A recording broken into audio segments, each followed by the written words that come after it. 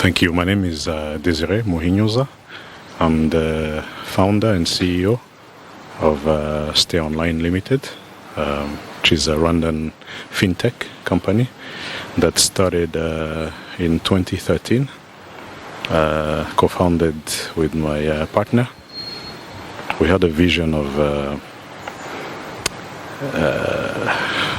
playing a big role in the future African markets when it comes to e-commerce and online payments.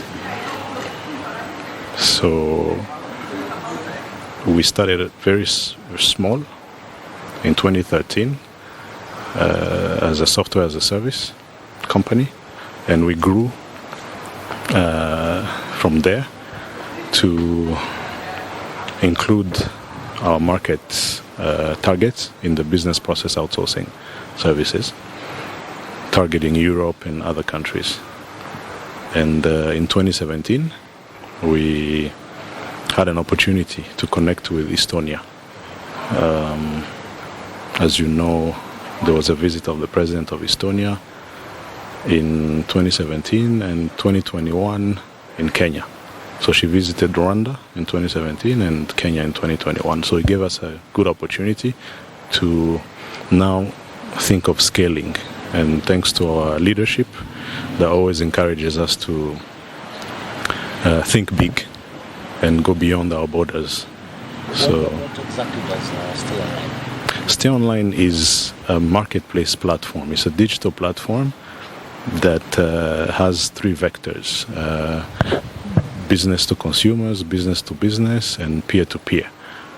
And it kind of covers the whole 360 of the digital space, where people interact, trade between themselves, and basically it's a one-stop shop. That's why we chose the name Stay Online, because we thought, in the future people will be online constantly without moving to different places. Yes, thank you. So SMTM Holding, it's an Estonian holding that has different vectors in the fintech space. So we have smart payments, we have other companies, Magua Pay, with licenses in Estonia, in Canada. So Stay Online partners with all of them in the different vectors on the African market. Thank you. As I said, we have an incredible leadership that always encourages us to think beyond borders and think big. So in that context, we looked at our platform, we looked at opportunities around the platform that we had created, and we saw the East African community, which has about 400 million or more people, as a very good market for us to position in. And Kenya being one of the financial hubs, with a good cooperation with Rwanda. We said we have an office in Rwanda, but we also need an office in Kenya. And that's how we got into the Kenyan market, to kind of leverage the positioning in East Africa before scaling to other countries. Like I said, we want to focus on the East African market first, build solid business cases. We have the platform, the technology, and the market is available. I think it's a good time for us to be in this market, focus on it, and then scale later on. We're thinking of Southern Africa. We're already in Zambia. Then I think we don't want to also scale fast. We need to go step by step. But most of the services based on online based, right? Yes, like I said, it's a digital platform offering e-commerce services to three different vectors: B2C, B2B, and peer-to-peer. So everything is online, but we work with different partners for supplying the platform. For instance, malls. If you talk about malls in Kenya, that can digitalize their services. Instead of people walking into malls, they can go online on our platform and find everything, and then can be able to purchase and then deliver to their homes. Apart from SMTM, any other partnerships that you have? We focus, like I said, with Estonia. Estonia is our main gateway to Europe, and we have strong partnership with our partners. We do not have other partnerships at the moment. Like I said, SMTM is a big holding, and we want to expand together in Africa. We have the technology, we have the finance it takes to expand. So the other stakeholders are, we work together with government agencies to scale and to also be compliant with the different regulatory frameworks in the region. Yes. Okay, having operations in Rwanda and Kenya, does it mean that those are the only two countries that your services are available, being an online digital platform, or it can be accessed beyond the borders? It's actually, it can be accessed beyond the borders, and that's the reason why this partnership with Estonia came in, because through our platform we can sell our services to Europe. So someone sitting in Europe or Australia can log into our platform, can buy digital goods using different online payment methods, Visa, MasterCard, and that brings non-funded revenues to our local banks as well. So we, e-commerce has no boundaries, so can be accessed throughout the world.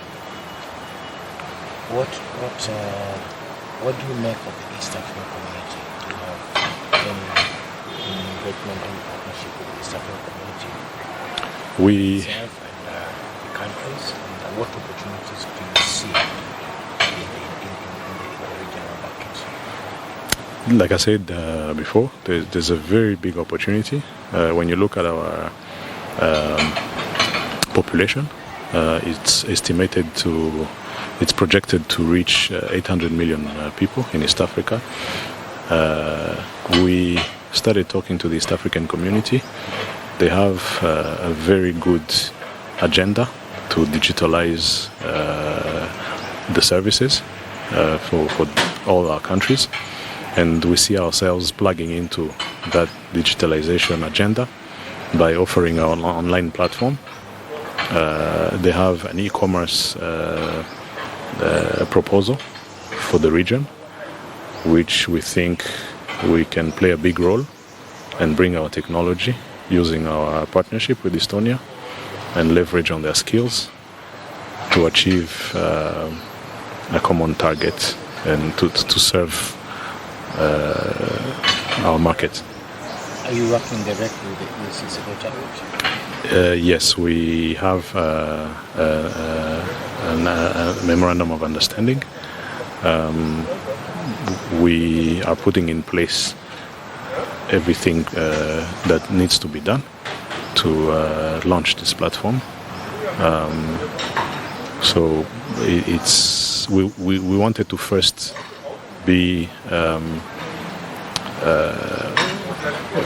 on the market, show what we can do on the market, then scale from there. The continent right now is looking at the African competitive future. How do you see yourself fitting in there? That's a very good question. East African community is the first step to show what we can do on one block. Then it becomes easy to link to what can be done at the African level. If you look at the inflows of foreign direct investments that the African free continental trade has brought. It's a very big opportunity for us to not only demonstrate what we can do in East Africa, but also connect it throughout Africa. If you look at the statistics of e-commerce in Africa in general, you're talking about 500 million people using e-commerce. So that's definitely a big advantage, and we think we will play a key role into the African market. When you did this as a startup, up to now, what would you consider some of the biggest challenges? Thank you. The biggest challenge was first like I said, when we started Stay Online, we didn't know exactly what part we want to play, what role we wanted to play in that online ecosystem.